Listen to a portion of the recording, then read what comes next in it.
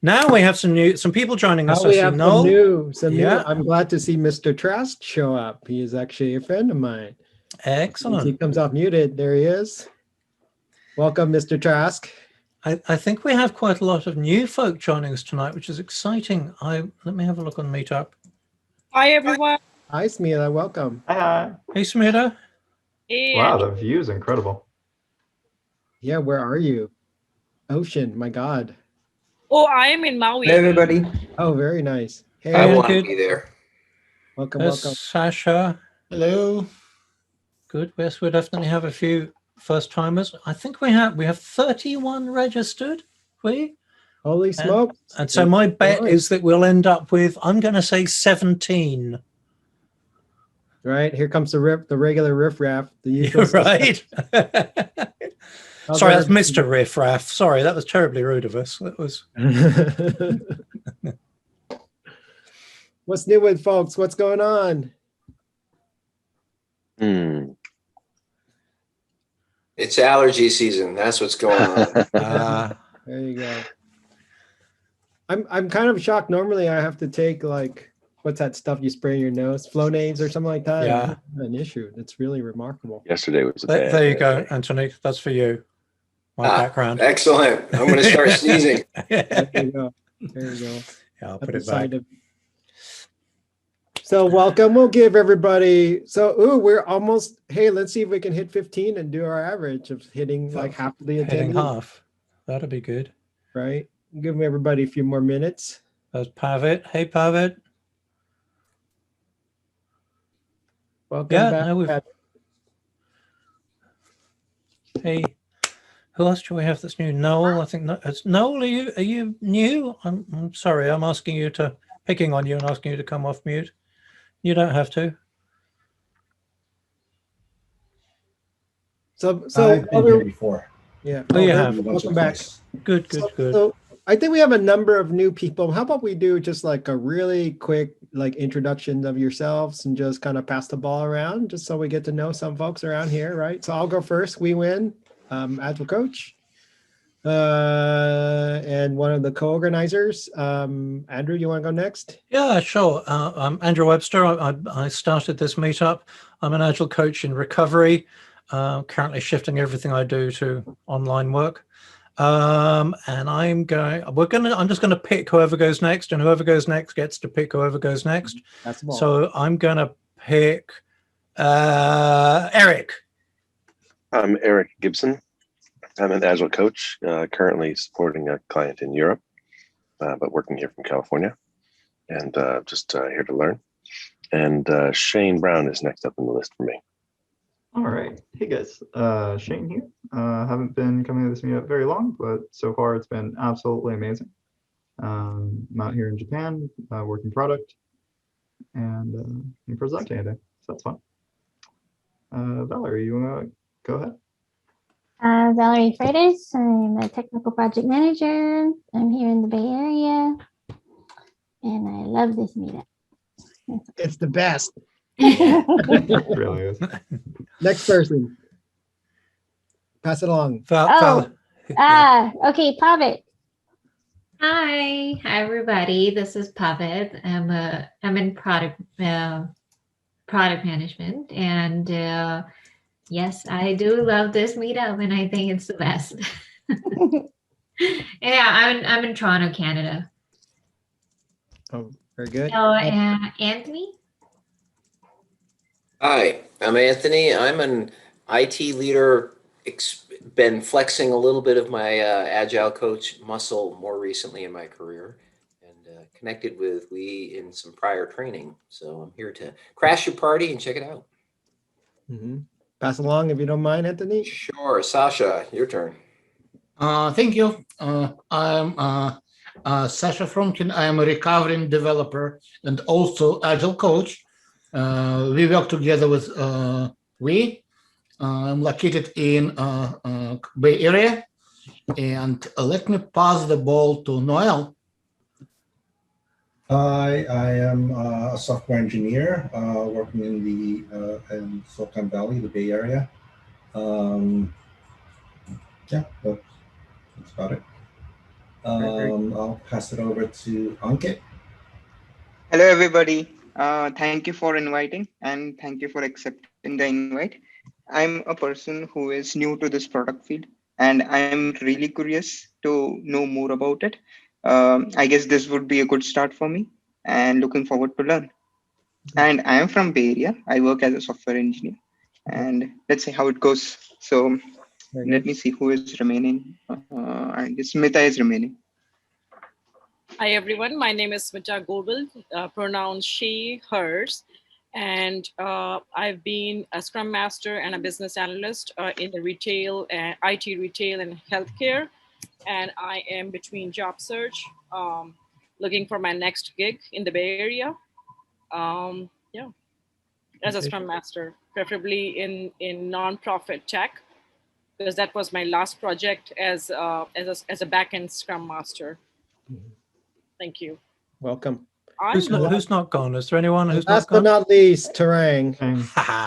Tarang. Yeah. Right. Hi, I'm Tarang Patel. I'm an agile coach and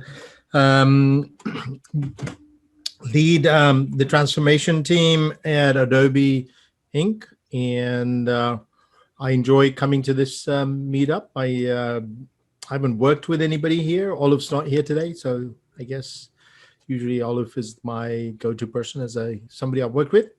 But I know a couple of folks from here in many conferences and stuff like that. So, and I'm interested. All right, welcome everybody. So welcome to this episode of Wisdom Network. This is I would describe this as not your average, not your everyday average, meetup. For those that are new to it, we run things in a salon style. So there is not necessarily anybody who is the expert or basically, this is all a dialogue. We are searching and exploring and sharing our expertise with each other, as well as making this emergent discovery as we go. As you've noticed, there are a lot of Agilists that show here, but that's not necessarily what this is about. Certainly, it's not to say that we can't talk about Agile, as we obviously will, but if you've looked at any of our events in the past, they've ranged from a dramatic, like that's an understatement, right? I mean, a dramatic number of different topics. And not always, like if you're looking for like run of the mill, like should I do story points or whatnot, this is probably not the place, right? But and you don't need to be an expert in any of these. We just invite you to be curious and be curious with us and play along as well and explore. Okay. Yeah, if you want to know about story points, give us a shout, but we'll charge you money for that. That's right. That's right. For the price, right? So this is for everybody. More story points, is that it? Right. What dollar per point, right? Convert it to points to dollars. So we're gonna have a short presentation tonight that Shane has graciously volunteered to lead us through a discussion. And obviously, this is one of the more ones that we're excited about. As many times now, we've had many of you in the past share topics and stuff like that. And so for tonight, we're going to talk about design thinking versus intentionality. And we're going to set up a problem. And basically, the way things goes is, there's going to be about, I'd say about half an hour half an hour presentation, and then we're going to start exploring and talking and stuff like that. And it's all facilitated. So I am going to pop the mural. And again, we're going to record this. So that's the part I should remember. So this is being recorded right now, only for those that signed up or those that have accepted and managed to miss.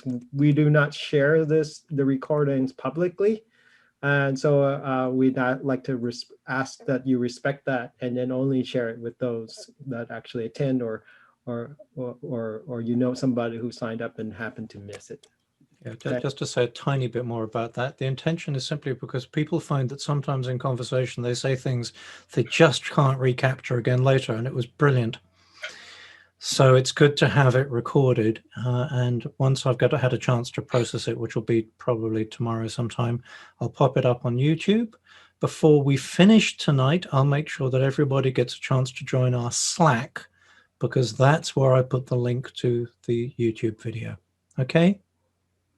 Anybody got any questions or concerns about that? Fabulous. Back to you, Wee. Yeah. And lastly, of course, even though we're recording this, I mean, we're recording it in case you miss something, you want to review it. Essentially, you know, we try to invoke like Vegas rule confidentiality here. So that's important to us. Number two is that we will typically end at about 8 o'clock Pacific, more or less. And then usually we just kind of hang out to about 8:30 for anybody that wants to stay. But the goal is to aim around about 8 o'clock. Okay. And I think that's it. And so I put a mural in there. I see people already in it. And I'm going to say, Shane, take it away. Very good. All right. So I'm going to go ahead and ask everyone to follow me. Does anybody need a screen share? Can we just, everybody's just on the mural, right? We don't need to do a screen share. Yeah.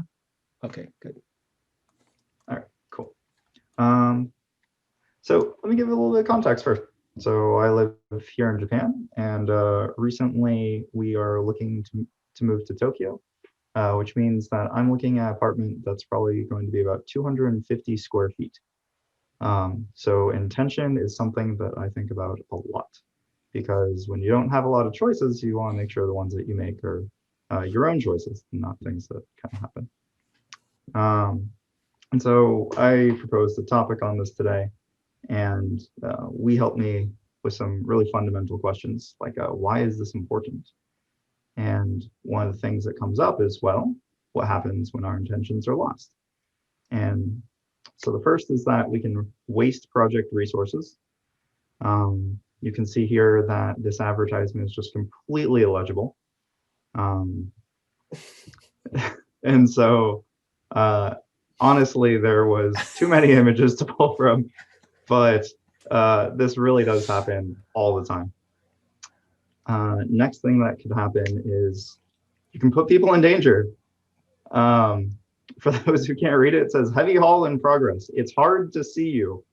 Please use the sidewalks and pathways. So if they really want this to be read, camouflage, you know, it might be the brand colors, but probably not the best way to put it. And then lastly, confuse people. There's a lot of discussion on, no one quite knew what this sign was trying to tell people. Truck, you know, you see it, is this a road for trucks? So there are a lot of trucks that go here and you should be cautious. I picked this one up from Reddit and no one could seem to agree on what the hell the sign was actually supposed to mean. So when our intentions are lost, things can get wasted, people can be put into danger, people can get confused. Really just messages don't come across. Sometimes really important messages. So then the next question is, what is it? Intention. And so I started with the dictionary, which is just a thing intended, very, very not helpful, actually. But then it gave me an aim or plan. That's a little bit better. I went and looked up, I feel like Buddhists think a lot about intention. So I found a Sanskrit equivalent. And they kind of say here that it's a factor that moves or urges the mind in a particular direction towards a specific object or goal. And I think that the object or goal part is kind of important, which makes it different than, say, a mood or a feeling. Intention is something that kind of has a direction. And then I went to neuroscience and I researched for about 2 hours, and the conclusion that people seem to come up with is we don't really know what intention is, but we know how to find it. We have ideas of where it comes from. This theory of planned behavior is a really popular one, which is to say that all of these things can cause an intention, but I was really having a hard time actually finding people to agree on what an intention is. And so at this point, I'd like to open it up to the group. I just have a place down below. It says, what is your definition of an intention? Feel free to double click and add a sticky. And let's just get people's thoughts on what's your definition of an intention?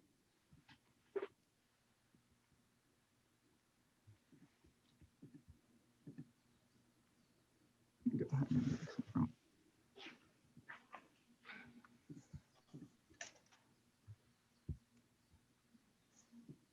Oh, shoot.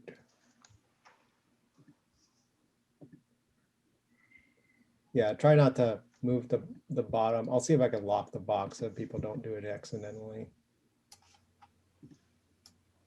Okay. Gets a little squirrely.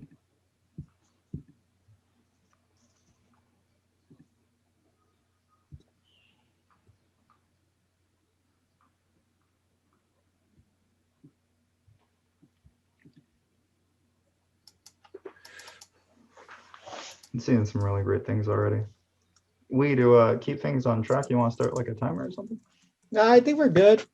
I mean, if we I think as long as, I think we're kind of on target for about 7:15 with our prezzo, and we'll have plenty of time. I'm not worried at all. Cool.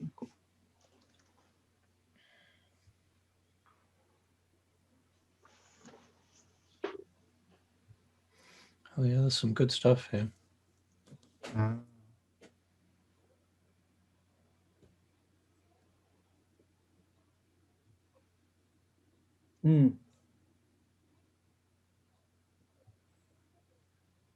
Mental target. Oh, what that?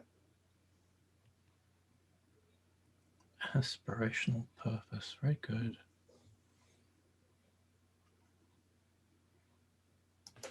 I'm gonna blow up this one in the circle. It's a little bit small, just so we can read it a little bit easier.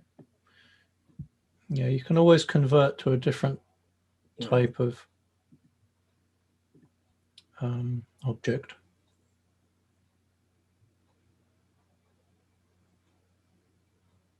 Yeah, I'd say that's good. I mean, anybody else adding anything else? Let's kind of. Is that blank one there for a purpose? Is anybody still typing into that one? I don't see anybody claiming it. So, all right. Oh, I've got it. So we got a nice range of stuff here.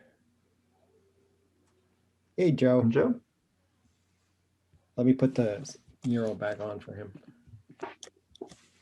Do you think this is the time to tell Joe about the rule about the last person here buys the beers? What do you think? Yeah, that's right. Yeah.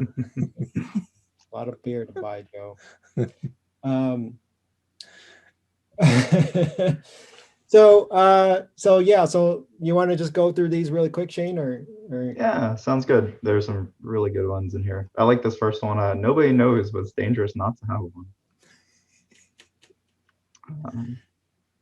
And brings up a lot of questions about, when there's a vacuum that way, what fills it. Anticipated action towards a desired outcome. An actual perceived or imagined desire to accomplish an outcome. Starting with a specific angle in mind to answer the question. To answer the why of the golden circle. Yeah, I thought a lot about that one too. Simon Sinek writes a lot about sort of intention and values that way. Actual goal-oriented support the action, expect a result of action, what you think you want to do. It's a really good, clear English way to put it. Attitude, mindset, alignment towards an outcome, and aspirational purpose. Yeah, there's some really great answers in here. Yeah, can I ask a question of the group? Is it hard to define it? Hard to agree on it. Does anybody have it? Is there one on here that you say like, that nails it? That's definitely it. I'm just kind of curious about that. It's kind of like nebulous, isn't it? Still, even though we tried, I've got a feeling as well that if we just go back to the pure dictionary definition, we'd be like, well, that's kind of right. It's one of those words that in our context is in flux, isn't it? Right. Well, it's kind of one of those words that is kind of, I feel like it's a little bit like an ontology, or you know, that you have to be it to really understand it. The words, it's like you can't really put it into words in a way. Well, is it because it's a sense of feeling more than anything else? Yeah, because it's almost like somebody says like a conviction, right? I mean, a mental target, for instance. But a mental target is not necessarily words. It's like you can imagine what that is. Right. Right. I'm not sure I agree. I think it's actually a pretty clear definition. You think so? Yeah, I mean, your intention, it's what you, it's, I mean, the dictionary one was, you know, super trimmed down, but I think a lot of these are basically saying the same thing. It's what you intend, you know, I can't use the word. But it's what you expect to do. It's what you're planning to do. It's what, you know, your actions you're going to take to get to that goal. These are all saying the same thing in my mind. I don't see a huge divergence. Perfect. So there's an expectation involved, right? Does anybody disagree? And feel free to disagree, right? This is why this is a salon and it's a conversation. It depends on time, right? Because if your intention is a long-term thing, that is just imagined.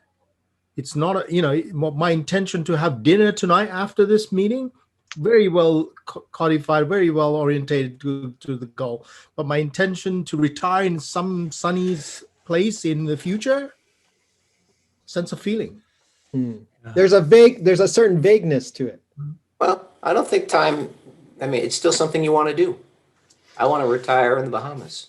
I want to eat spaghetti for dinner. Those are just different timelines, but it's still something I want to get to. It's interesting. I just looked it up in a different dictionary. The Cambridge Dictionary makes it very simple. Something that you want and plan to do. That's its entire definition. That's what I just said. Yeah. I think the modern or current use of intentionality highlights the awareness of your intention. So yes, you might, you know, be intending to do a thing. You might mean to retire in some sunny place, but it puts an emphasis on being aware of what that intention is. And funnily enough, the difference between what you want to do and what you want to achieve, because sometimes there is a gap. Moreover, our action could, even if you have a goal, by doing something, we are not guaranteed to achieve this goal. We might want to achieve it, but we could. That's why I call it a mental goal, because we might miss. Or that it's like this whole oriented and supported by action. That sounds a lot very similar to me in a way. I want to jump in just for a second and try to disambiguate intention from goal. Okay. Because many of the things I'm hearing, I'm perceiving to be goal, and my understanding of intention's very different than that. And it's still emerging. Mm-hmm. So one way I've heard intention explained is something you lean towards. Not specific, not spaghetti for dinner, not retire to Bahamas. Intention might be a metaphor that I've heard used recently for this is when you put a plant in a window and the plant grows towards the light, you can turn part of that plant towards the thing. It's not so distinct. This is this might be something like a quality that I want to cultivate. Kindness. Intention may not be so easy to define like spaghetti for dinner. I asked about this question to because I perceive myself to be very achievement focused, very results focused. I asked someone I deeply respect about this recently, and he said, check back to see if it's working in about 10 years or so. This is not maybe so knowable as you think. So just putting in another perspective to see how that lands. That's when I wrote goal orientation. I wasn't sure that it's necessarily goal is the thing, but there's a sort of an orientation to something. right? I couldn't find the word for that, but that it's not goal seeking. Disposition comes to mind. Yeah, that's a, oops. Oh, of course. That's Really it. like- I think it's a spectrum, right? Because in a way, what Joe's pointing out is one end of the spectrum. What Anthony's pointing out is another end of the spectrum. While Valerie, you're you all had your hand talking, up? I've been Googling like crazy, and I'm seeing some subtleties between intention, intentional, which indicates purpose and deliberate action, and intentionality, which is a state of mind that includes conceptualization of something that does not exist. So, Shane, I'm really glad you didn't bring up intentionalities where we start, because, oh my goodness me, that would have been a can of worms. Right. Yeah. Sorry. I'm really Terry. curious. Yeah, go ahead. Why it is that we are juxtaposing intentionality with design thinking. Okay, so let's move on, right? But sorry, Tarang, I mangled your sticky, but I tried to make it whole. I don't know if I did. I'd like to add one thing. Okay, the last word, Ankit. Yeah, so I was just thinking intention. Intention probably could be the justification we give for any action. Because let's say I do something which involves someone else also. So my intention must be something. That is what my justification is. And that person's justification for whatever is happening might be different. So Like a personal justification, right? Can I? yeah, personal justification, yes. Perfect. All right, that was the last word. Shane, Before we move on, real quick, just because Valerie had her hand up, want to check in, see if she had anything to say about it. Oh, I was just thinking along the lines of what kind of Joe had mentioned, a sort of a leaning, because there's a statement that says energy follows intent. And when you kind of think of it in that way, it's not really goal. It's not really, it just sort of has a different feel to it, I guess. Yeah, that's one of my favorite sayings. There's a certain alignment that occurs when you say it that way, right? It's a little bit different. I like that phrase though, that thought, energy follows intent. All right, very good. I'd say, hey, Shane, you want to take us to the next stage? Yeah, sure. So the next stage is some more questions, just some very open ones. When should we be intentional and when should we be accidental? You know, people like to talk about emergence and happy accidents and all of this. And then also, how will we know the difference?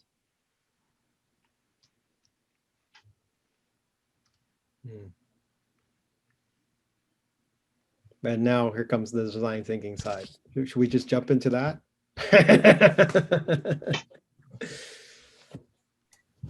All right. Yeah, you cool with that, Shane? I'm cool with that. Wheels in your hands. All right. So I'll do the design thinking side. So what's a design thinking process? So obviously some of you already know this.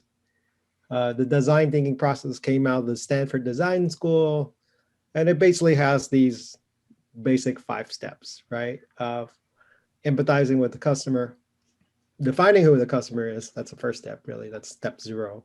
Defining who the customer is, empathizing with their needs.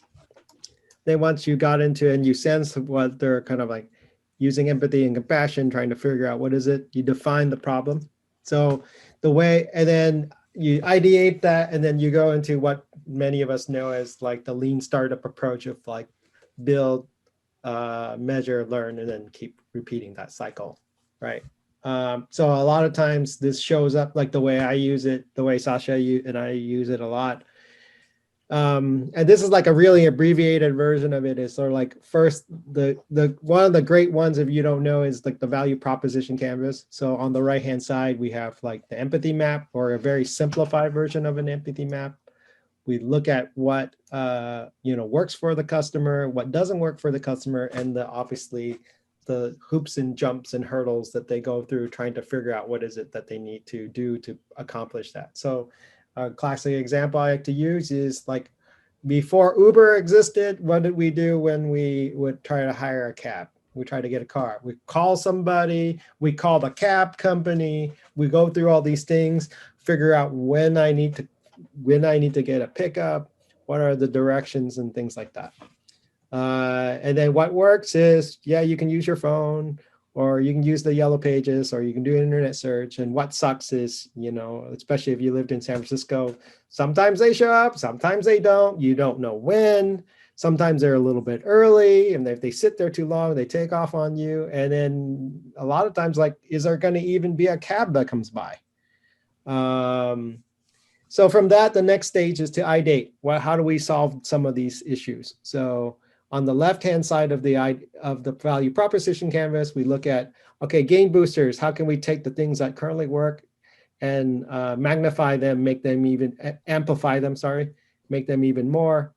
Or we pain reduce, reduce the wait time, reduce the usability issues, things like that. And the last step is to go through and identify the features and services that we might build that is net new. So once you do that, then you go through a customer journey map. Typically, this is how it goes. We go look at basically, at every stage. So like, for instance, this is, I forget where I just pulled this off the internet from somewhere, but basically, this is shopping and ordering something, right? And so you go through every step. What's every step of the journey? What's the phase the customer goes through? We look at the experience of what that's like, where the pains and gains may change throughout that journey. And then there's a certain sense of like, okay, at this level, what happens? How do we measure it? What assumptions are we making, right? And then in general, a lot of times this will lead to things like story mapping, if you're familiar with story mapping, and you build out a roadmap and whatnot.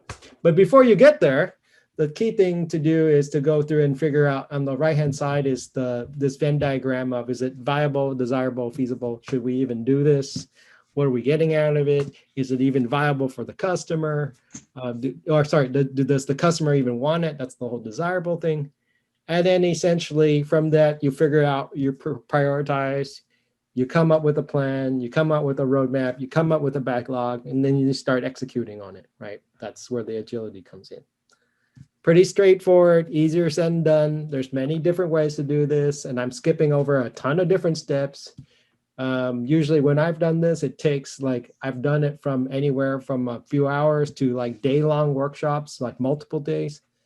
But the question here is, when you're going in and you're empathizing, is there intentionality there?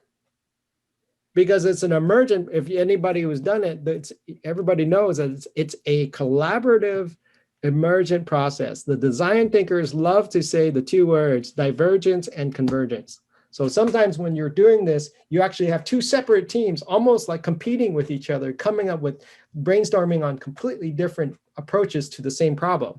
So you diverge and then figure out what's the best of the both worlds, or how many ever worlds, and then begin to converge onto a common theme, a common solution, or something like that.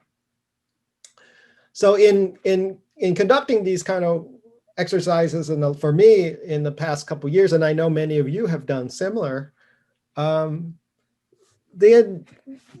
sense is the intentionality is a little bit weird, because like if you guide it too much, then you squash whatever emergence is, because you're leading the witness, right? You have an agenda in a way as the facilitator. But then at the same time, if it's too loose, then first you were asking for a better donut, the next thing you ended up with is a better car. So does that, I mean, the classic example is like 5 whys, right? Everybody knows about the 5 whys technique, right? That came from Toyota. And a lot of times you ask first 2 questions, next thing you know, there's not necessarily an intention there. It does reveal some pretty emergent things, but it kind of might take you away from that, from what you originally planned to do. So so then what is that? So I'm going to that big box and saying, what is the relationship between intention and emergence. I mean, anything else there to add, Shane, before we start discussion or anything? I'm good. Yeah. So that's the question we're asking. It's like, what's the relationship? What's the inner? There's a very fine hair here, right? I mean, normally we just say, hey, it's emergence, blah, you go for it, whatever, you know, but can we be a little bit more artful and distinct about what's going on? And is it clear to everyone? Oh, you confused me pretty good. No, I think this is really good, because I think what it calls out is the difference between having an intention to accomplish a thing, as opposed to having an intention to find out what thing could be accomplished. Yes, and one more thing. Shane has an answer up here on the upper right. That's like, we have a hidden answer, what we think he thinks it is. Ooh. But we're not going to do a reveal until the very end. So that's Okay. all squared away. Now, that's very good. You pointed to the trap of entrainment, which is what you are already thinking. It's like a reticular activating mechanism. What you're already thinking is shaping what you can perceive. And so, you know, if your intentionality is to accomplish a thing that is already known, that's very different from actually determining what is available and what could be accomplished from that. I'm trying not to say Cynefin here. I'm really trying not to say Cynefin. Resist. Resist. It'd be faster if you just said it, Andrew. No, because then I get started. Oh. Where he did already. Yeah.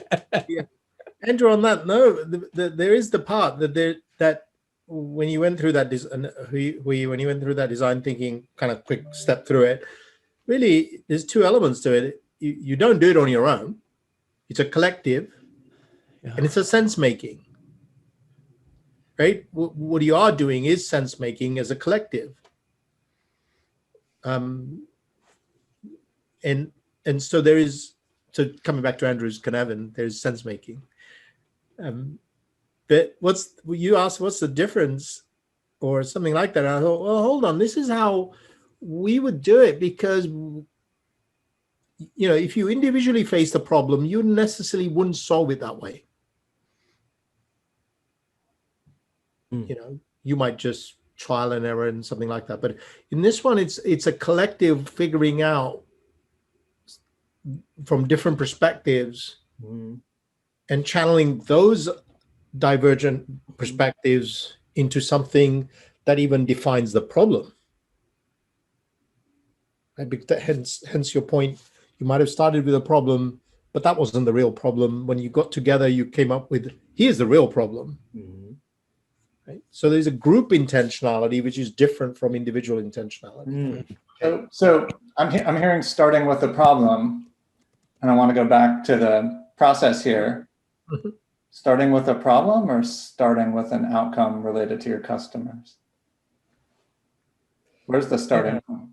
So that's a fine trick right there, right? Because in a way, if you're doing proper design thinking,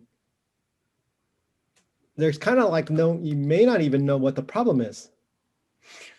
That's where you spend most of the time before you get to the thing that we're talking about. And I think that's talking to what Tarang is talking about, is like, in a way, there is no intentionality there.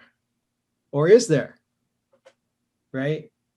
Because like you're going into it and you're basically saying, or maybe you have an idea what the problem might be. Right. And then you send group sense make to it. Is that I think Tarang nails it there, right? There's a group sense making effort. But my question is it truly intentional at that point? Or what is the intention there? I saw Pavit had her hand up. Yeah, thank you. So just looking at this question, like is there a relationship between intention and emergence? I think from my perspective, intention would be something broader, or like, I don't want to say goal, but like most kind of like an outcome that you're aligned towards, right? Like as an individual or as a group. But you know, or you have that collective understanding of, we got to make this happen. Now now that's very broad, and emergence is having the openness, or like breaking it down of like this broader thing. What are the different ways, or how do we make it happen? But it's like, it really does depend on intention, because like if intention is very specific, then emergence probably cannot exist. Andrew. One of the definitions of complexity is a situation in which contradictory hypotheses are both or all entirely supported by the available evidence, right?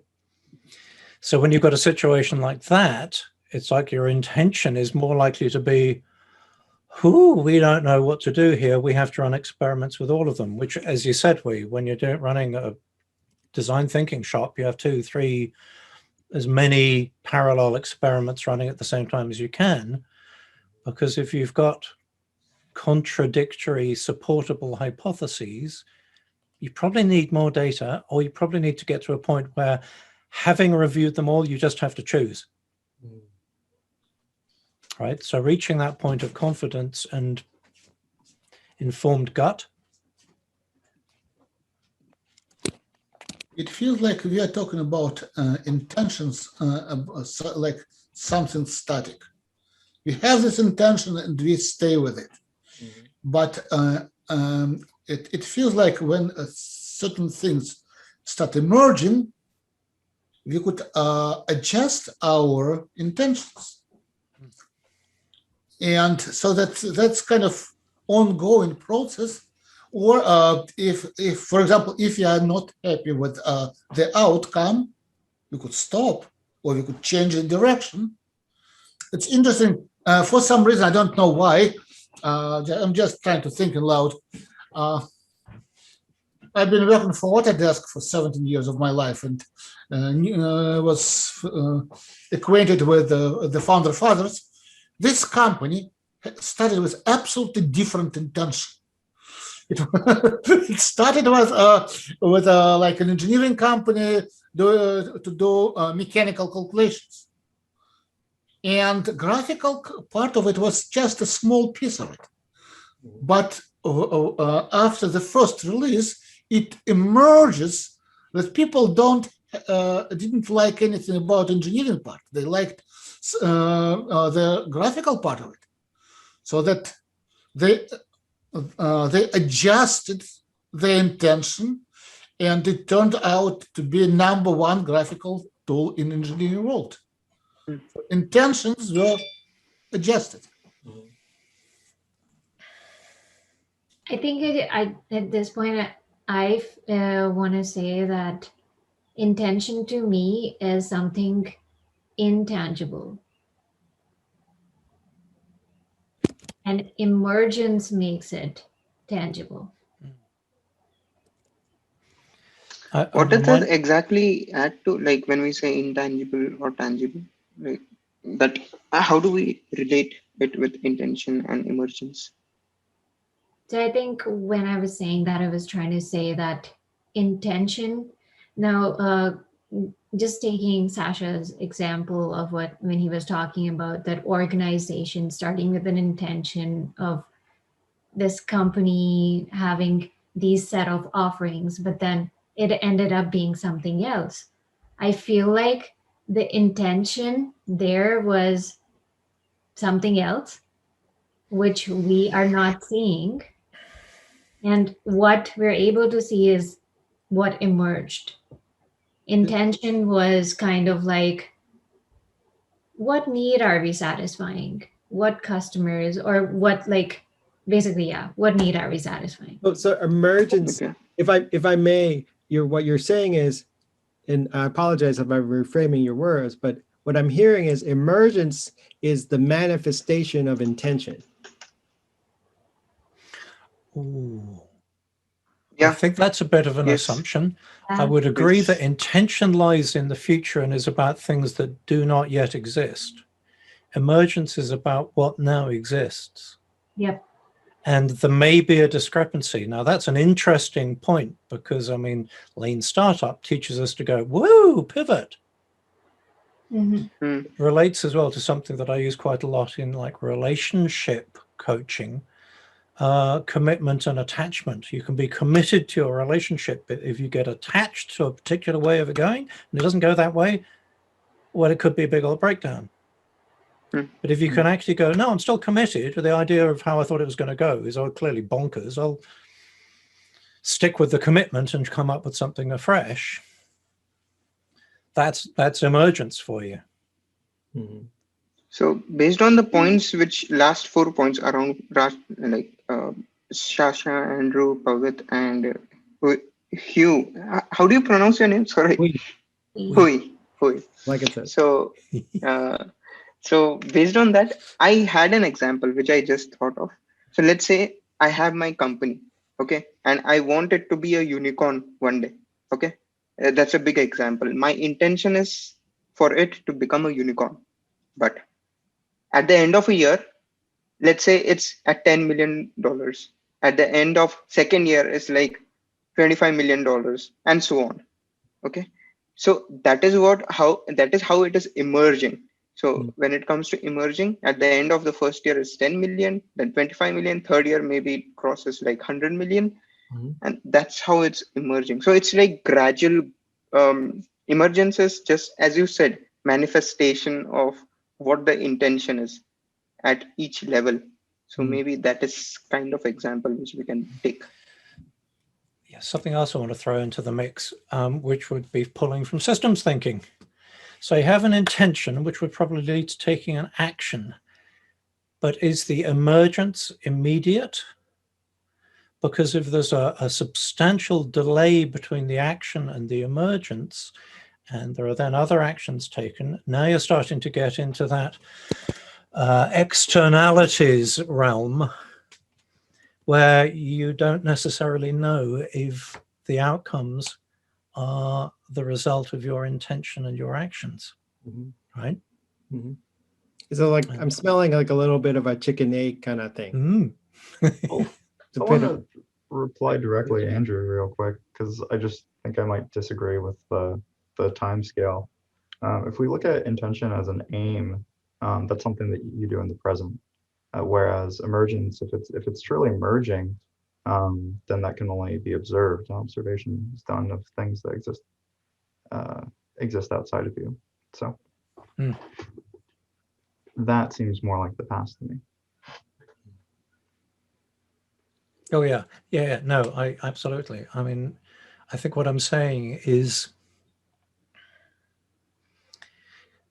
if you're going to wrestle with this whole area, there's responsibility in there as well. That as you go ahead with fulfilling on your intention, what if some of the emergence is not what you intended at all, and in fact has some kind of utterly undesirable outcome? That's normal. Yeah, thanks, Joe. Change your intention. Any other agile coaches that would contend with that? No. I mean, Go ahead, Val. Go ahead, Val. I think of intention and its emergence as they can be entirely independent. They can be linked, they can be aligned, but they can also be entirely independent of each other.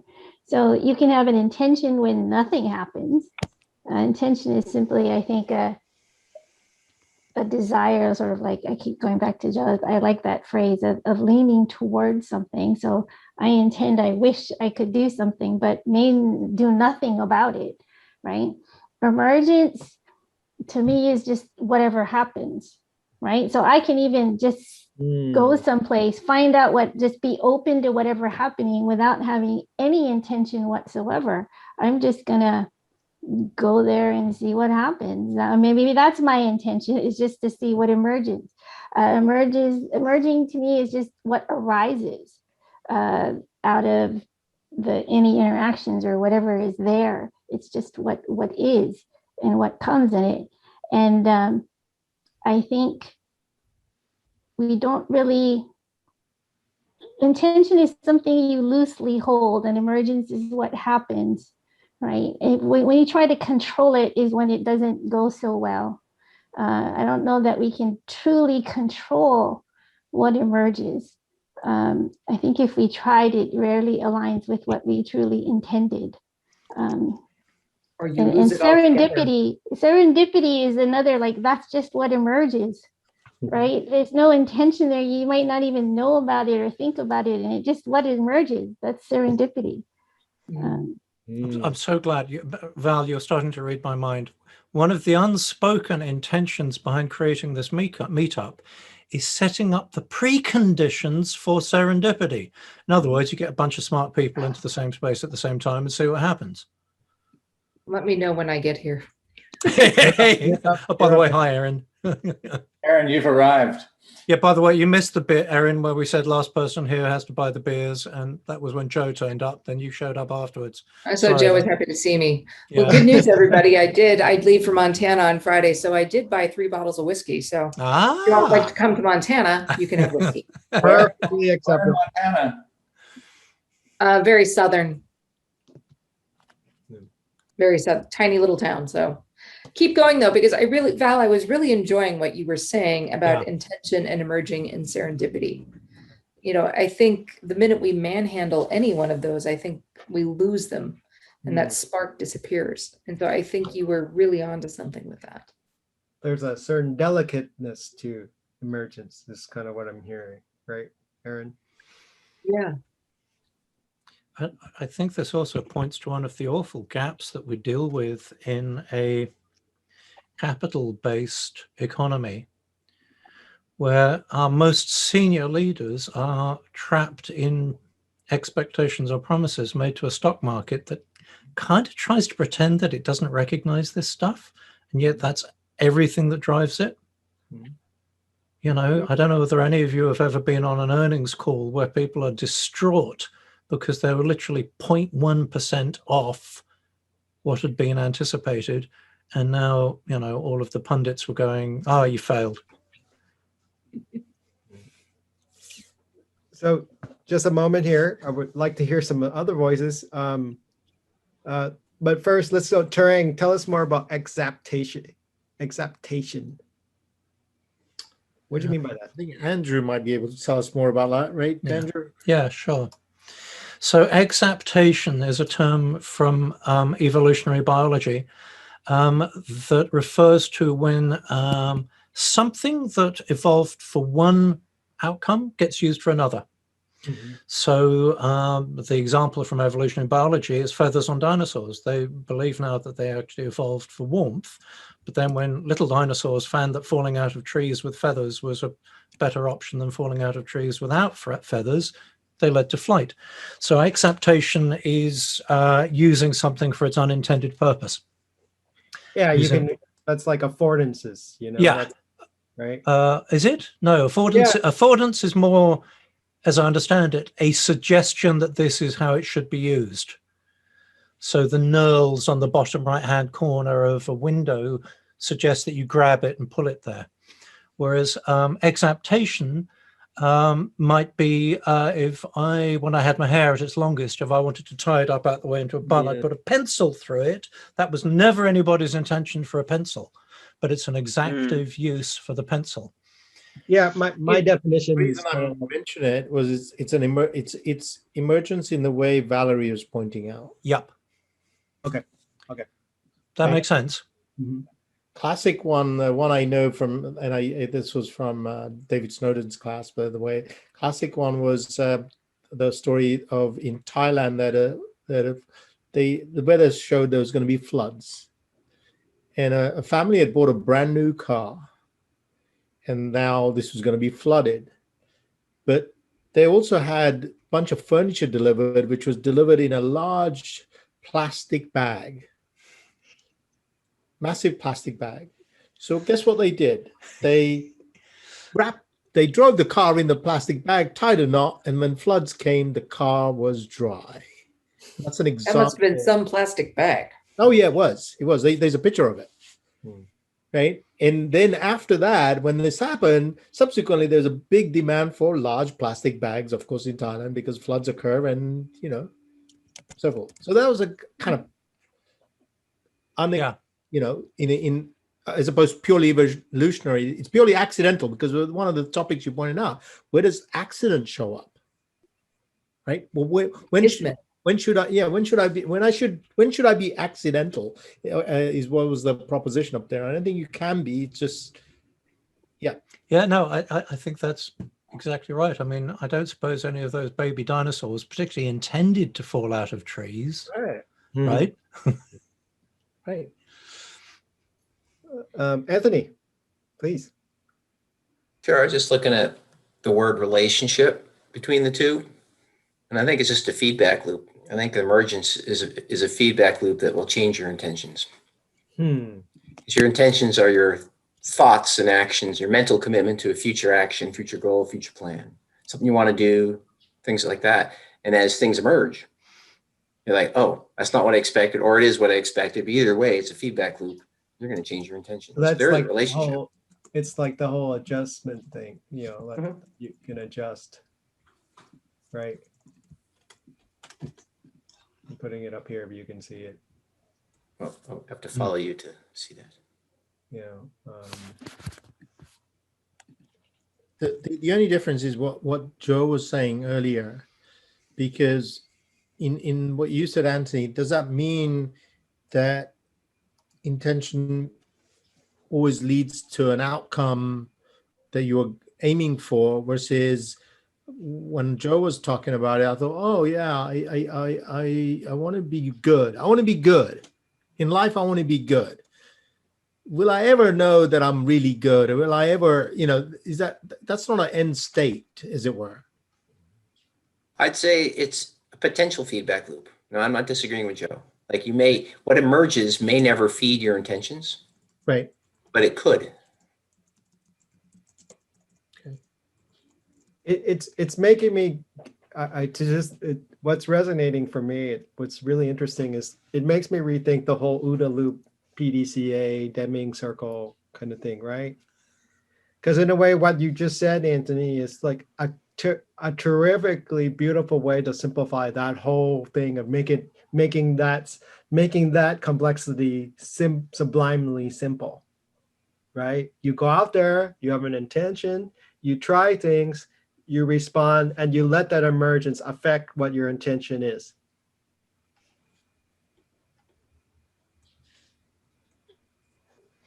And that doesn't even take into account any sort of second or third order effects, does it? I mean, I like to oversimplify. Keep it simple for my simple brain. I mean, but you can say that the second or third order effects are just simply another form of, it's just lumped into that abstraction of emergence, right? Val, I saw you do a little wave. Yeah, the relationship I was thinking between intention and emergence. Intention is internal. It's a perception. And emergence is external to us in what we observe. And George Kelly says we construct our own realities, and that he calls us person as a scientist. So we develop some idea, and then we act or observe something, and then that goes sort of in the feedback loop, and you then refine your construct, your mental construct of reality. So that's another way. And then the other thing about emergence is is there an assumed observation there? Like something can emerge and you're not there. Does it matter? Does it affect your internal perception? Wait, say that again? That last part? Yeah. If emergence is an outcome, it's like something that happened. When you say there's a relationship, there's an assumed observation by the person who had the intention, right? So, and I'm saying they could be independent. So I could come in with some intention, and maybe I leave the room or I leave the event and something emerges. Does it still, unless I hear back about it, does it still affect my perception and my intention? Did a tree Unless just it's a fall in the collective. woods?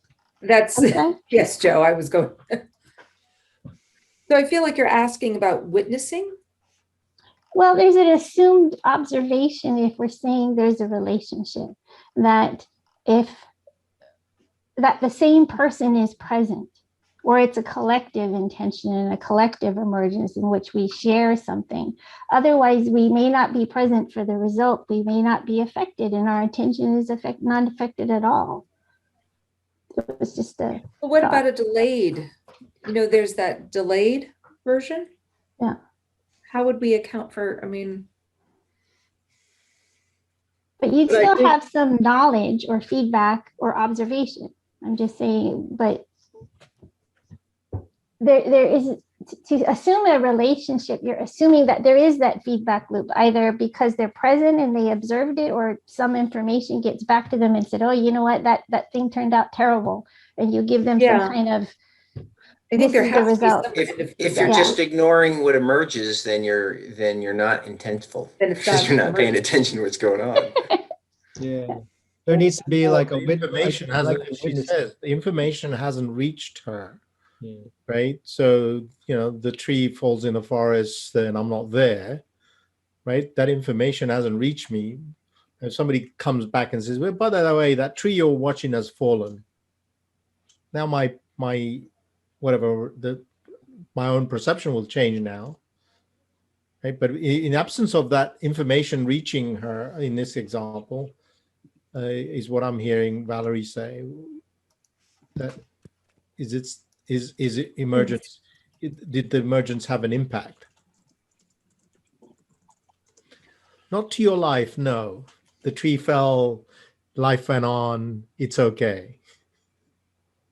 So I'm kind of hearing is that there's a witnessing of impact, right?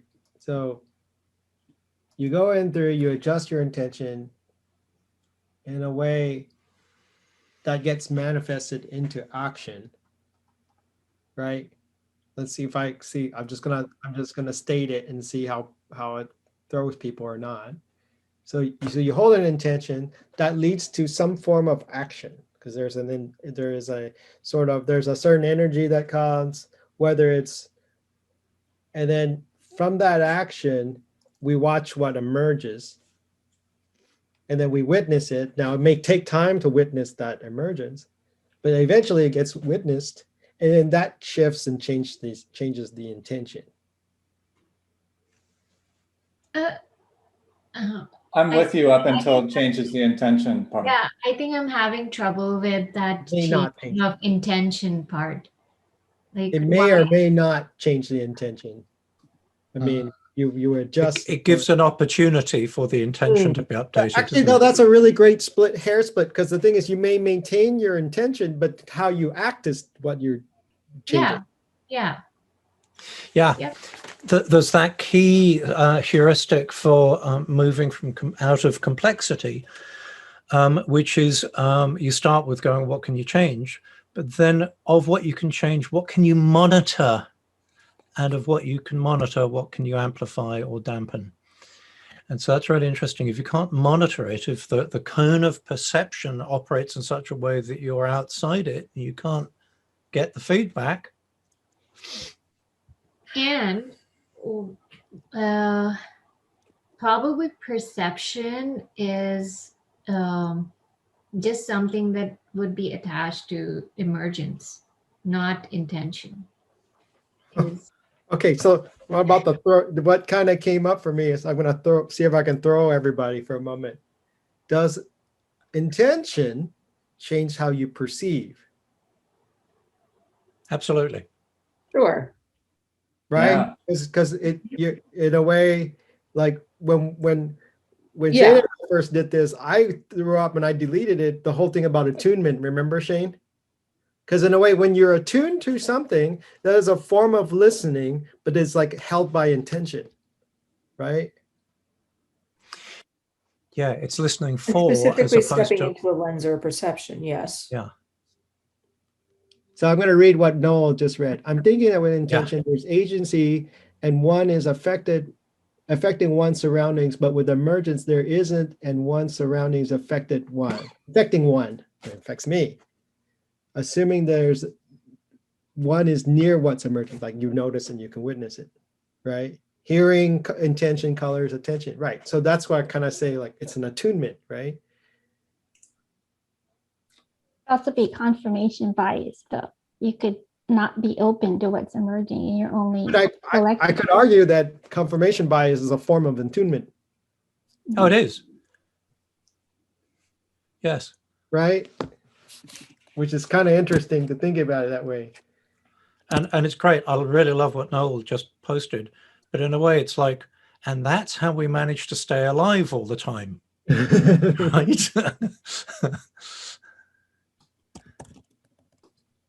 And now I have a little bit different analogy that sometimes what emerges could be very negative and gets out of our control. Osama bin Laden, what was the intention for this project? He started as a CIA project with very clear intentions. But at some point, we lost control of what emerges, and it backfires back time.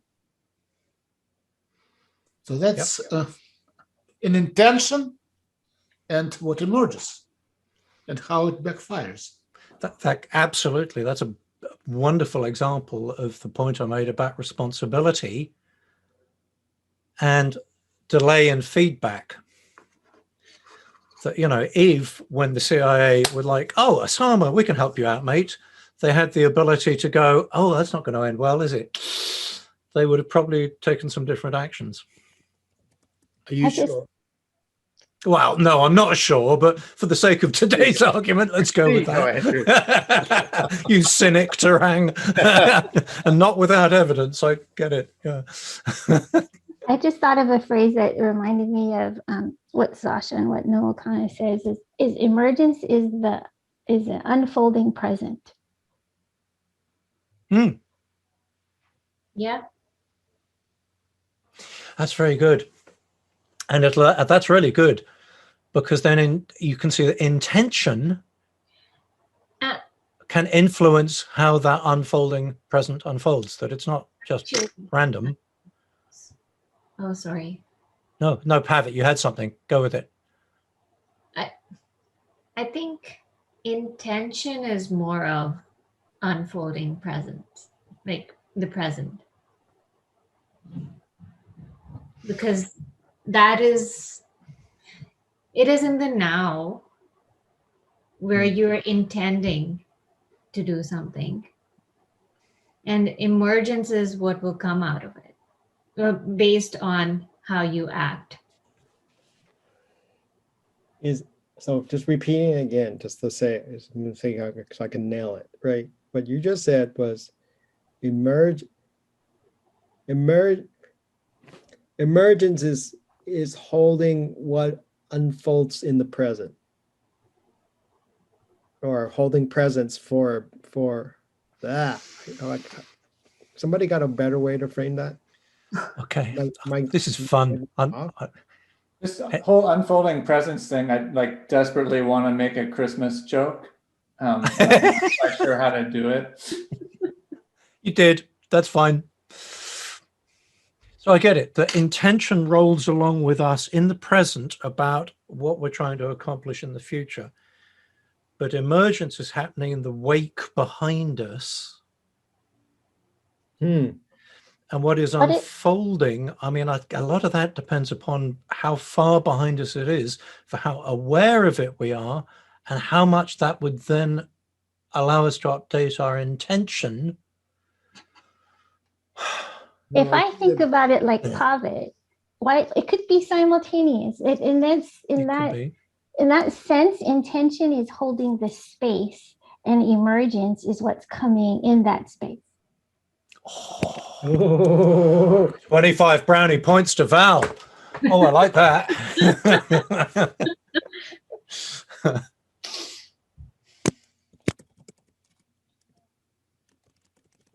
The same thing, like when you told that, this thing came to my mind, Valerie.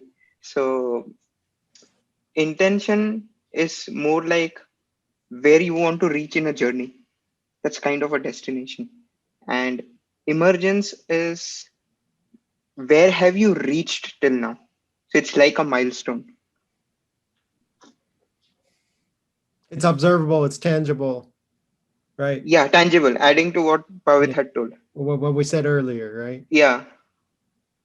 So there's this kind of, I'm not going to shut up. I've been opinionating a lot. Somebody, who else? Anybody want to contribute, add anything? Yeah, sure. So it seems to me that kind of intention and emergence, they're concepts, and kind of like people, they exist in the past, the present, and the future. So I think ultimately they exist in all three time spaces, but where do we experience them is probably in the present, kind of to Valerie's point. And then the question that naturally occurs to me is one of clarity. Can we get clear about our intentions, and can we get clear about our observations? We're talking about bias.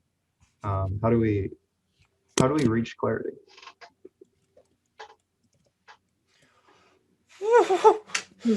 Well, we'll be covering that for the next 6 months. That's a good one. Yeah, and you guys thought this was a simple topic. I'm really curious, once we figure out the answer to this, then what can we do? Oh, I think that's when we Tackle world peace. We sublimate out of corporeal existence and just survive outside of space, time, matter, energy, and dimension. We're gonna do that. That's a very ambitious goal, Andrew. Hey, everybody has intentions, right? You know. Is our collective intention getting world peace? I heard world peace.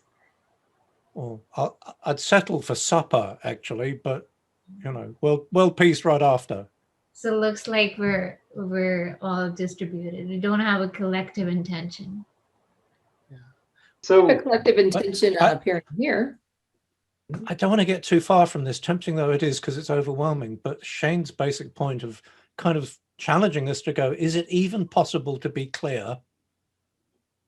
And how might you go about clarifying intention? But what does it mean to be clear? Because you know, if what Valerie says is what we all believe, that it's your experience in the here and now. Well, my experience in here and now is not the same experience you have in your here and now. So what does it mean to be clear from my perspective or your perspective? So I think that's just kind of a red herring in there. Clarity is not something that we could sort of nail down at any given moment. You know, it's clear in the moment for a collective experience, but as soon as that collective changes, that's gone. Mm. So I'm not worried about the clarity part, because if we're about experience the here and now, then it's clear to those who experience that from their perspective. That's it. So there's a certain thing about, okay, I can't help. This is kind of like where I was thinking of, like, how does it relate to presence? It's what I'm hearing from you, Tran. Yeah. Right? Because there needs to be a holding of presence so that the unfolding can occur from emergence, whatever emerges can unfold. And then that presence is also what is the agent potentially that may be doing the witnessing and is attuned in a certain way. Right? Mm-hmm. And then from there, it's sort of like clarity is just the quality of presence. Right. Right. I'm willing to go with that. And it's just dawned on me that it feels like we've just rediscovered theory U. That getting to that place of collaborative being together such that we are open to the future as it emerges. With Congratulations. Without bias towards whether it's positive or negative. Well, because I know a lot of the things we talked about here is like it's always positive. No, emergence doesn't have good or bad. It just is. Yeah. So I'd like to say one thing about clarity, which is that I think that as a human, it's more of a practice than a result. Say a little more about that. Sure. So I think that clarity isn't an achievable state, but more kind of an intention in itself. To understand things inside of you as well as outside of you, to the best of your knowledge and the best of your perception. And it's not achievable, not even close, but that doesn't mean that it's not something you can practice. Clarity is not achievable, is your I don't think so. No, because then it Clarity starts like to. nirvana, enlightenment. Do we all agree that this is a glass? How do you mean by glass? Joe? Definitely not. Put it this way. You Like never it- encountered glass, then it's meaningless. It's worth operating as if it was a glass lacking anything else. You know, that whole thing of I can't possibly know what your reality is if your perception of red is my perception of red.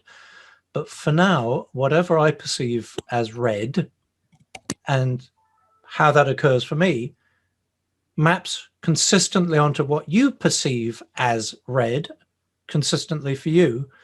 One could then operate as if things were clear, even though it's actually effectively impossible to ever determine that they actually are. Just going to clarify something real quick. Valerie, I see your hand. Did you, Andrew, I'm just curious, did you choose red intentionally? Because the way I heard it was, I know that 7 or 8% of people are red colorblind, and there isn't consensus reality around red. Red is no. Oh no, here we go. I was not being responsible for the negative unintended consequence. Did that just emerge? Yes, completely. Unintentionally, I should add. Oh, and that's season 2 is unintentionality. All right. And I thought he picked red because of his background. Oh, there you go. And I didn't see that as red. You see, I see that as more of an orange. You see, oh no, my red is not your red. Phenomenology. Oh. All right, Valerie. I think it depends on context, because I've heard 2 meanings here now for clarity, right? There was clarity as in meaning, and that we want to be aligned in our meaning or have some kind of shared overlap of some kind. And then there's clarity if we say we are immersed in the present, in which case maybe we're going for no meaning at all. So I guess maybe it depends on the context in which you're defining clarity. I just did a quick define clarity search, and what came up top is the quality of being coherent and intelligible, as opposed to the quality of transparency or purity. Coherent. Coherent is a wonderful concept that I'd say is almost more workable than just clarity. Does it hang together? Which kind of nicely touches the 3 images Shane showed at the beginning, because what Valerie pointed out, the context isn't there. So the truck example, we're not seeing the road. If the road markings indicated truck, then it would make perfect sense. They're incoherent messages. Well, they're incoherent because the context isn't there. Yeah. But they're not integrated. I mean, because like one has camouflage on it. I can't even read it. Well, yeah, that's true. But the truck example I was picking on because, you know, we don't see the road marking, so we don't know, hey, that could be a lane for truck. Or it's incoherent because you don't know what it's insinuating. Yeah. Right. So in that sense, it's sort of like it's not grounded in a common meaning, or it's not grounded in some sort of common perception of meaning. Right. Well, as I said, the context is, the lens is too small. If you widen out, you might see the fuller context and you might make sense of it. Or you're in some weird place that says anytime there's a sign that says truck, everybody knows what that means. I mean, it could be completely contextual. Exactly. It could be a little town in South Montana just up the road from where Erin's moving. Right. I mean, so it's sort of like if you see a triangular sign that has a kangaroo in it, what does that mean? Is that kangaroo viewing? You have to have the context that that's a warning sign. Mm-hmm. Right. And if you don't see it in Australia, you're lost. Right.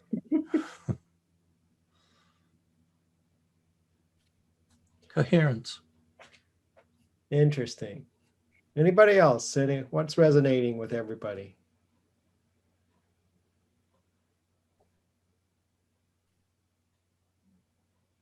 And so if there's nothing, I want to pose the question, why does this even matter? Like, how is this applicable? Right? I was going to ask, because Shane, you guys conspired about this evening. What was your intention for the evening? All right. So get out of that. Well, go ahead, Shane. It's all you, man. Oh, jeez. What was my intention? Wasn't there a hidden Shall we do the reveal? Should we do the reveal? Yeah, let's go ahead and go into the Wait, reveal. is this like let's make a deal where we try to pick the correct door? Kinda, sorta. A truck behind door number 3. And it is unlocked for you to reveal anytime you want, Shane. Really, I just wanted everyone's opinions on what furniture I should get for my next apartment. That's all. Nothing too big, just saying. Say no to bean bags. That's some good advice, actually.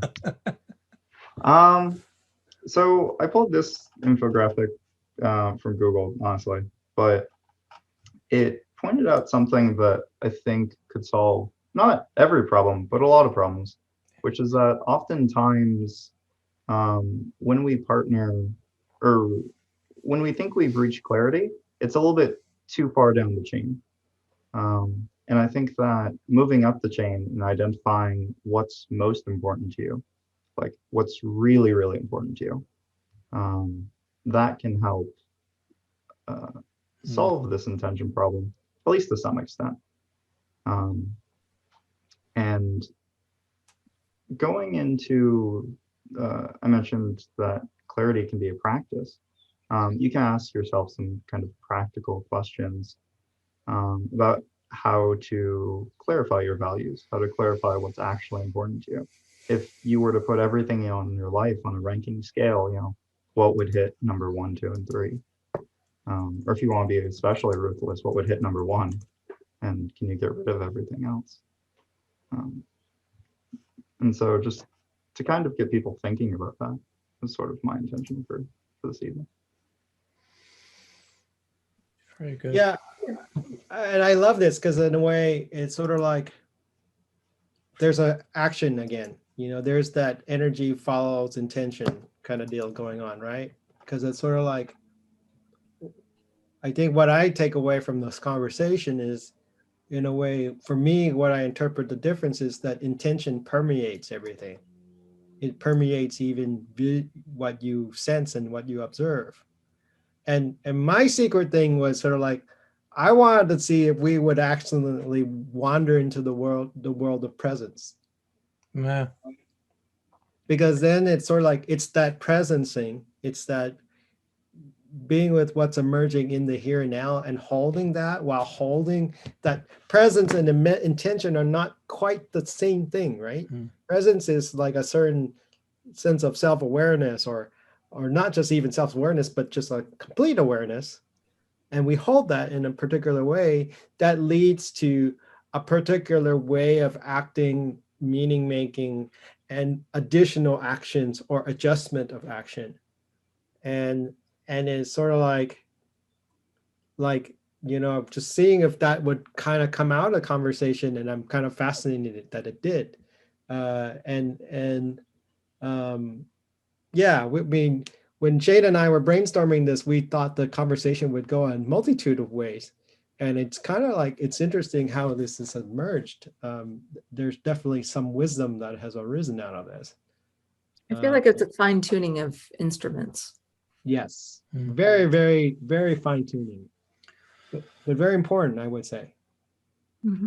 I'm interested that values came up there, because if you ask somebody what their values are, they will give you one list. If you then observe them and see what they actually get up to in life and what they actually prioritize, it's often very different. And so values assessments that are useful. They're typically highly orthogonal. There was a wonderful one from the Spiral Dynamics guys, for example, that was extraordinary. And that kind of points to conscious intention and unconscious intention, which we barely even started to scratch the surface about. Mm-hmm. Mm-hmm. You know, can it be one and the same, which is survival? So you put survival under the lens, instead of saying values and all these other abstractions, if one identifies that survival is what I'm after, I act in order to survive, I optimize in order to survive, and survival is it. Yeah, it could be. Yeah, it is the baseline, isn't it? Because I mean, it would be nice to think that the intention of civilization is to create a society in which we don't need to worry about surviving. We can start to figure out how to thrive, but we're not very good at that because we've got no practice at it. Well, we are biological systems, so survival is the fundamental bit. Yeah, if you don't do the surviving, you're not going to get around to thriving. Right. There's a really good, curious question I really like that you posed in the chat, Joe. Circle. Anybody done the circle leadership circle? Is that the leadership circle assessment? Is that what you're talking about?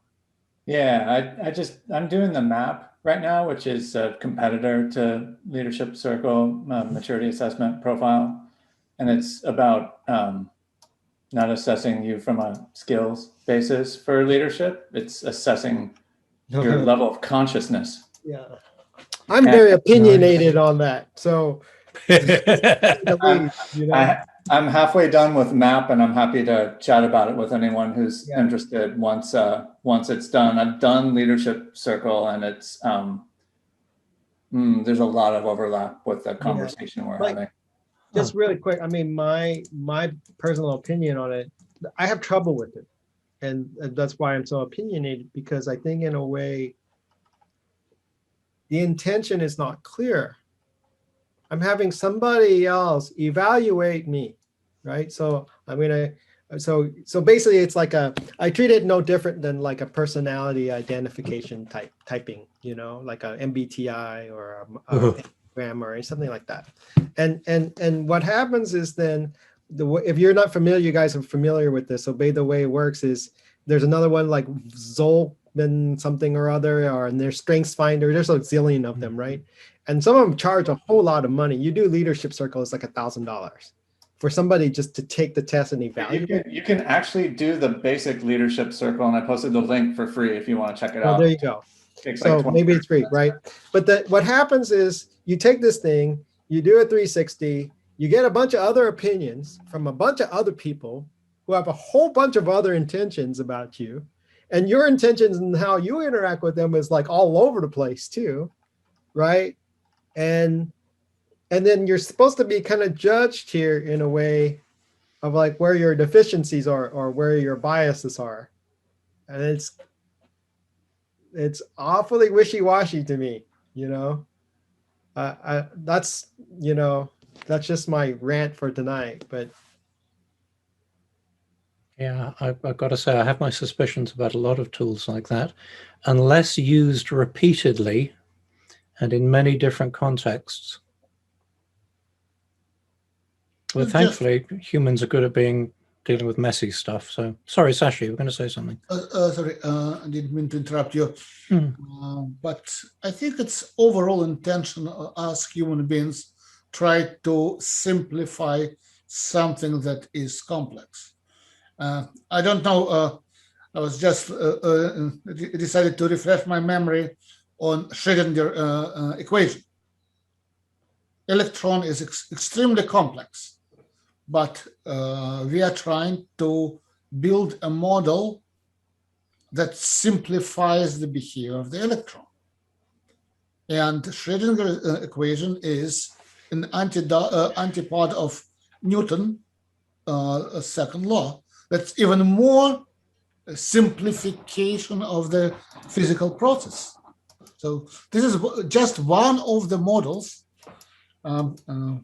if physics creates models for the physical world, these models are an attempt to make a model of us humans. That's it.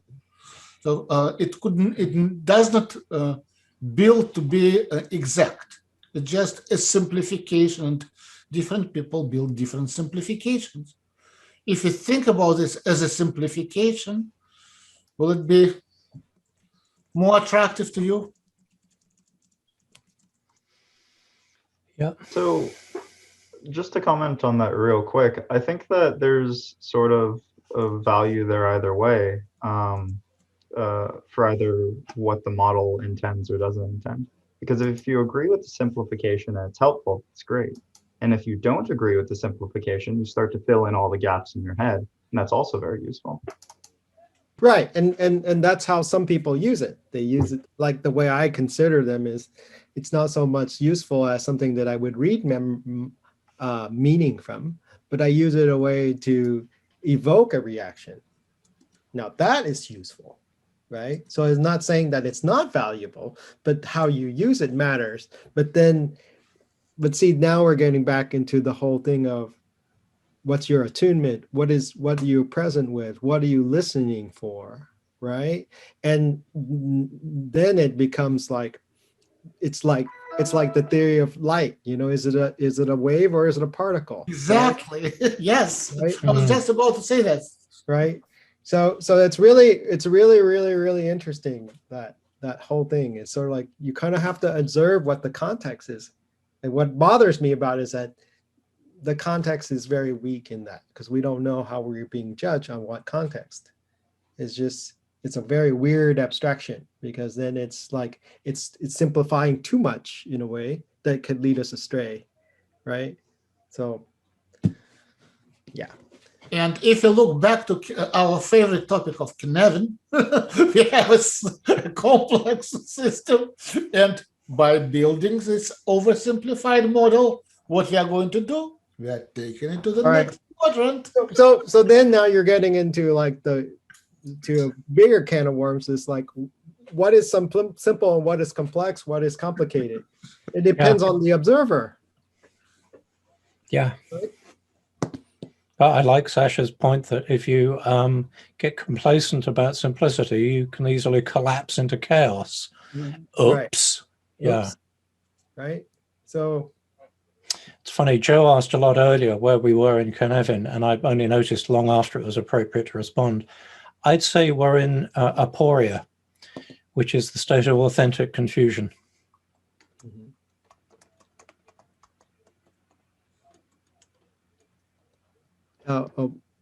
Tarang's off. Take care, mate. Good to see you. Bye, Tarang. Thanks. Bye. So we are at 8:06, and you have squandered yet another valuable 90 minutes of your life. Anybody still got any synapses that haven't fried completely? Just asking. No. And, I would say, like, I don't know, Andrew, Shane, what do you guys think? Should we start winding this down and kind of like see what takeaways there are, kind of thing? I just plan to sit here until everyone's gone. Okay. He's just going to be present. All right. At some point, I'm willing to step in and declare the evening complete, regardless, because I'm shameless. So, final, I'll pontificate all you'd like, but here's your last chance. So anybody want to get on their soapbox?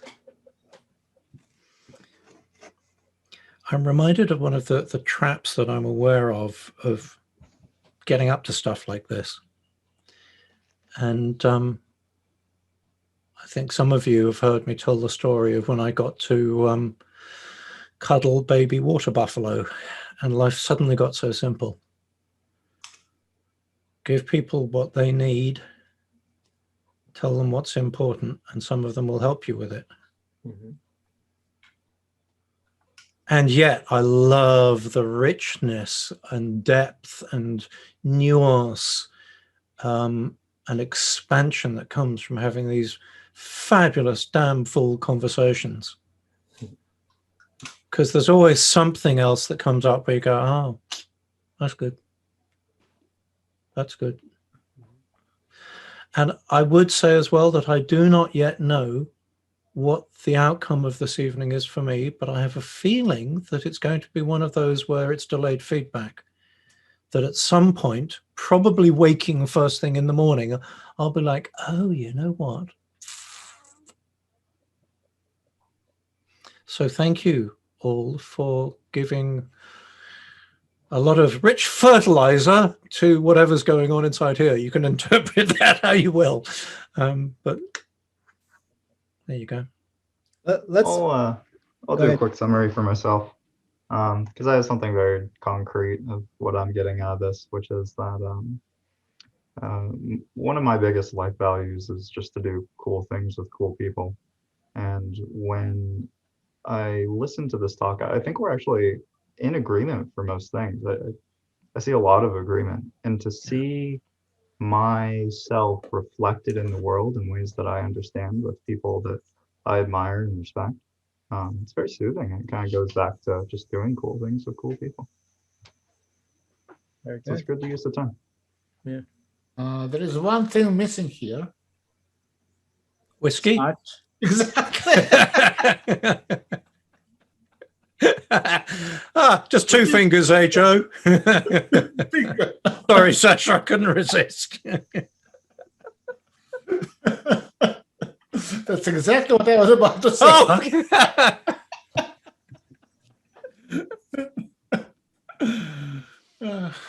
okay.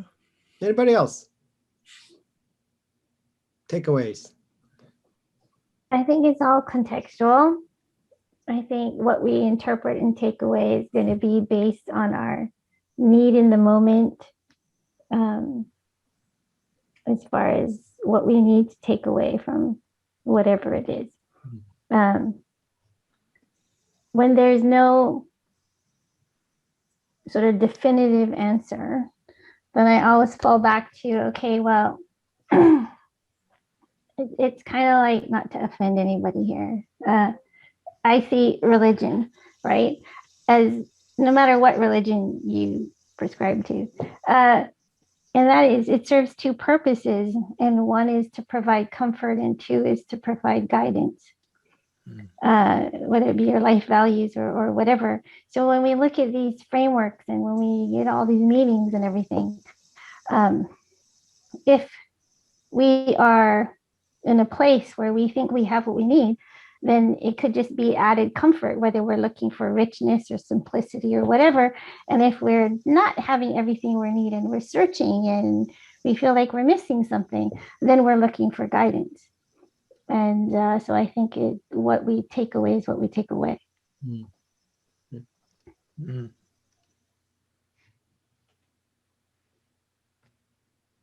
Well said. I'm kind of sad that Volker isn't with us tonight. Yeah. Because that fundamental of constellations, belonging, feels like that's present tonight. I can tell you what I'm taking away from this conversation is it's a good reminder for me, because I'm fairly intentional and about a lot of my behaviors, is to not force my will on the world as much, but to allow for things to emerge, even though I may have strong intentions. Yeah. A lesson I've had to learn many times myself. Still And learning. have scars to prove it, huh? Yeah. Yes. Anyone else? Thank you, Anthony.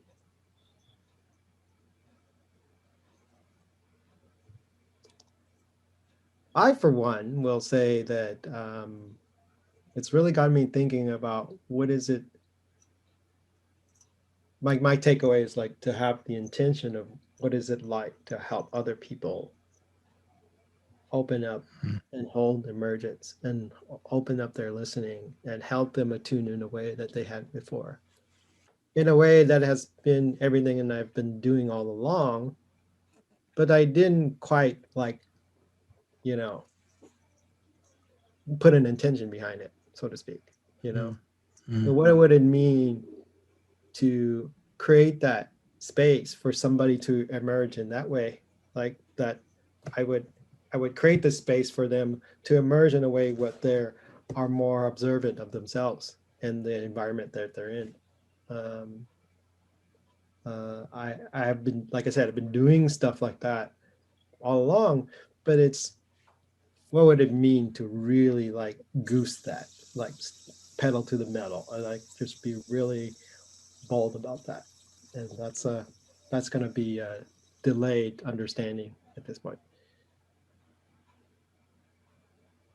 I'm curious, there's a nuance here, and what you said resonated with me a lot.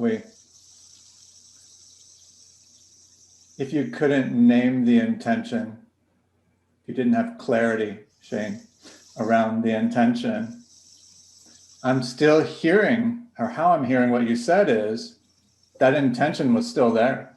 Yeah, it's a felt sense rather than a series of words. Essence is what this would be called in. Yes, absolutely. Some the parts. Essence of creating, in a way, creating reception, like creating the space for others and the help them attune to receiving, right? Because like our world is so hell bent on push, push, push, push, push, right? And what is it to be able to be like, again, like just thinking it deeper and just being with this is sort of like, okay, this is now getting into the world of being proactive, responsive, dynamic, alive. And then it kind of begins this, kicks off a whole chain of other kind of felt senses that I can't put into words. There's clarity there, but it's not in a way that I could define in a reified way and that I can put it into words, Yeah, there's something really profound in all of that. That if you look at it sort of from the position of ontology, that if you have done the work to confidently declare yourself to be someone who has an intention that is going to be fulfilled in the world, you may not even need to hold that intention consciously. Mm-hmm. That you're going to be being that anyhow, and it's going to show up. You're actually going to be at source. You're going to be cause. Yeah, and it's a kind of like, then you start, what is attunement at that point? Yeah. Is it physical now? But it's really interesting though that's then like unconscious intentionality that is deliberate. That's a really interesting thing to consider. And as then opposed to and then just my being- favorite word, right? Embodiment. Embodiment. Yeah.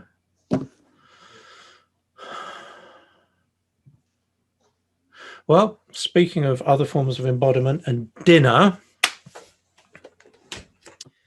it does feel indeed like it's winding down.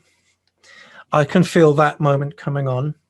I want to acknowledge you, Shane, and you, Wei, for what you've created this evening and the space inside which all of this showed up. That holding space indeed is something that occurred tonight. And that's rare and valuable, and new things arrive that were wholly unpredictable, whether you intended them to arrive or not. So I want to congratulate all of you for being party to that. So thank you once again for being here in the Wisdom at Work meetup.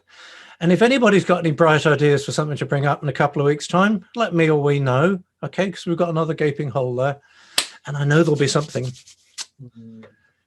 So with that, I'm willing to declare the evening, unless anybody has anything they need to say, do, or hear, I am going to declare the evening complete.